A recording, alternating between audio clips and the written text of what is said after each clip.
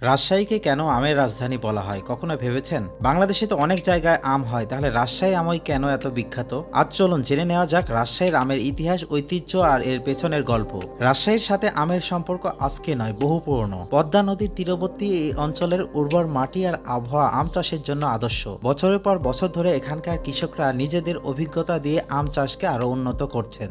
একসময় জমিদারদের বিশাল বাগান ছিল রাজশাহীর বিভিন্ন এলাকায়। সেখান থেকেই ধীরে ধীরে বাণিজ্যিকভাবে আম চাষের বিস্তার ঘটে। রাজশাহীর নাম শুনলেই যে আমগুলার কথা সবার আগে মনে আসে সেগুলো হলো হিমসাগর, ল্যাংড়া, ফজলি ও আম্রপালি। প্রতিটি জাতেরই রয়েছে নিজস্ব স্বাদ ও বৈশিষ্ট্য। শুধু দেশের বাজারেই নয়, বর্তমানে বিদেশে রপ্তানি হচ্ছে রাজশাহীর আম।